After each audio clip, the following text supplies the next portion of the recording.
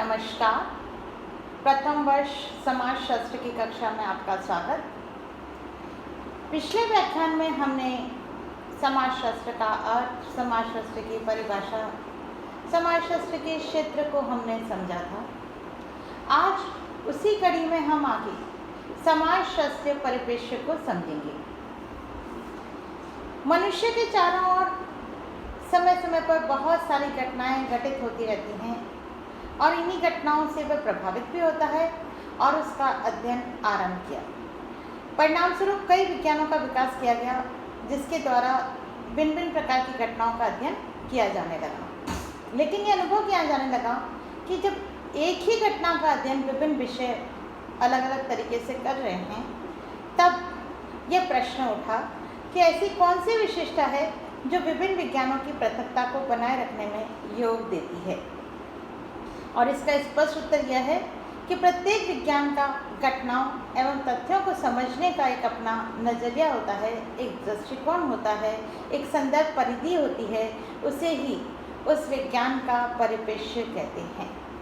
और इस तरह से हम अब परिप्रेक्ष्य को उसके शाब्दिक रूप में समझने का प्रयास करेंगे।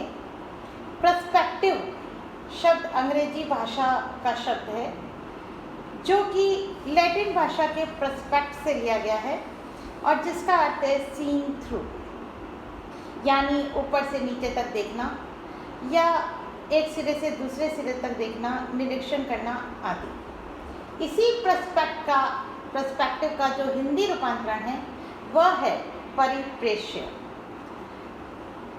सामाजिक विज्ञानों में इसका अर्थ आरंभ से अंत तक परीक्षण या अन्वेषण करना है। और जब कोई वैज्ञानिक अपने विषय के विशिष्ट उद्देश्य को ध्यान में रखते हुए किसी तथ्य, घटना या सामाजिक वास्तविकता का अध्ययन विशेष नज़रिए या दृष्टिकोण से करता है, तो वह उस विषय का परिप्रेक्ष्य कहलाता है। और हम जानते हैं कि सभी का नज़रिया, दृष्टिकोण अलग अलग होता है, अतः सभी सामाजिक विज्ञानों में यह दृष्टिकोण पृथक पृथक ढंग से देखा जाता है। परिप्रेक्ष्य का तात्पर्य अध्ययन के क्रमबद्ध, व्यवस्थित एवं विशिष्ट दृष्टिकोण से है, जो एक विषय को अन्य विषयों से विशिष्ट बनाता है। किसी भी घटना या तथ्य के अध्ययन के अनेक आयाम या पहलू होते हैं और इस घटना के भिन्न भिन्न संदर्भों को अलग अलग किया जाता है और इससे अध्ययन की सीमा निर्धारित होती है।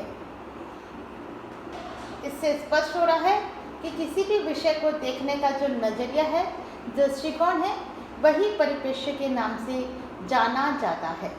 अब हम देखेंगे समाजशास्त्र परिप्रेक्ष्य की परिभाषा एवं अर्थ। कुछ विद्वानों ने समाजशास्त्र परिप्रेक्ष्य दृष्टिकोण को जिस प्रकार परिभाषित किया है वह निम्न है।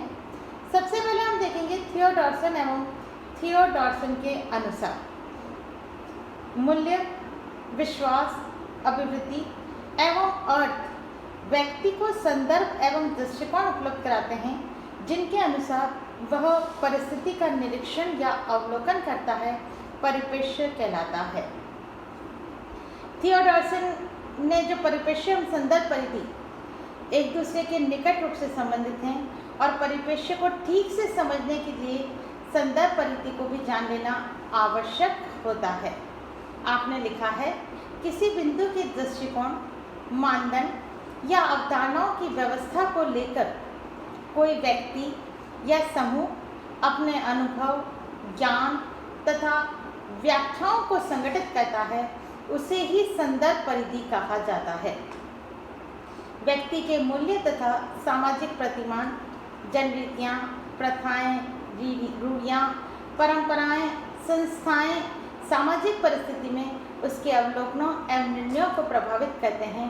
इन्हें ही संदर्भ परिधि कहते हैं।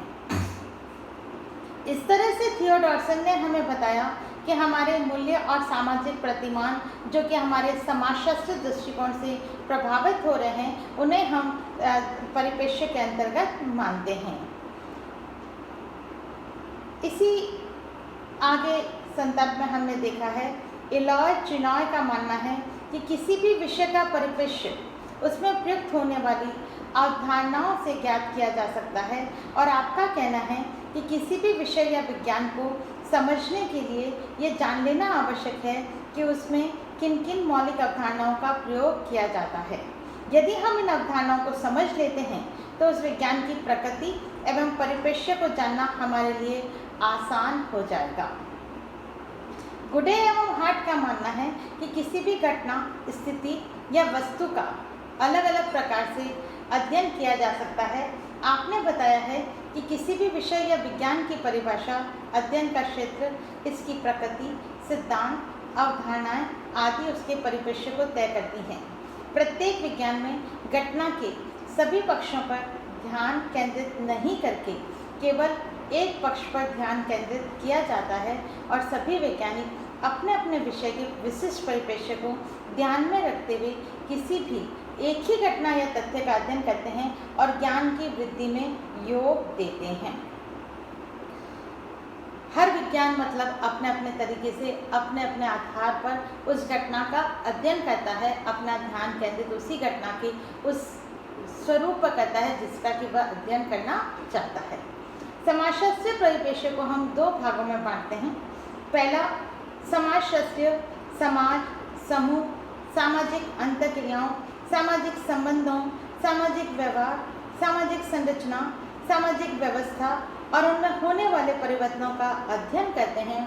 वे यह पता लगाने का प्रयास करते हैं कि इन परिवर्तनों में सामाजिक व्यवस्था, सहयोग, एकीकरण, संगठन आदि घटते हैं या बढ़ते हैं। वे इस दृष्टि से भी अध्ययन करते हैं कि इनसे कहीं अव्यवस्था, विघटन, असंतोष, तनाव, संघर्ष आदि तो नहीं बढ़ रहे हैं। मतलब वह विभिन्न तरह के जो हमारे समाज समूह हैं उनमें ये देखते हैं कि कैसे उनमें आपस में एकता रहती है, अर्थात संगठन बना रहता है। और जब संगठन रहेगा तो उसका विकास होगा। और यदि उनमें व्यक्तियों के बीच संघर्ष की स्थिति बढ़ती है तो उससे क्या होगा, विघटन की स्थितियाँ उत्पन्न होती है, असंतोष और तनाव उत्पन्न हो जाता है। द्वितीय रूप में समाजशास्त्री सामाजिक घटनाओं के अलावा अन्य सभी घटनाओं, तथ्यों या वस्तुओं का अध्ययन समाजशास्त्रीय दृष्टिकोण से करते हैं। वे यह पता लगाने का प्रयत्न करते हैं कि ये अन्य घटनाएं, तथ्य या वस्तुएं मानव समाज, समूह, सामाजिक व्यवस्था, सामाजिक संगठन तथा सामाजिक व्यवहार को किस प्रकार प्रभावित करते हैं।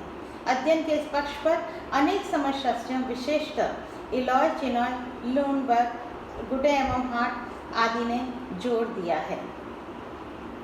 इस तरह से हमने देखा कि हमारे समाजशास्त्रीय परिप्रेक्ष्य को प्रमुखतः हमने दो भागों में बांटा था। एक हम देख रहे हैं कि उनमें होने वाले परिवर्तनों का अध्ययन कर रहा है और दूसरा हम ये देख रहे हैं कि विभिन्न जो प्रघटनाएं या घटनाएं घटित होती हैं उनका समाजशास्त्रीय दृष्टिकोण से अध्ययन करना और उसको विस्तृत रूप में जानने का प्रयास किया जाता है।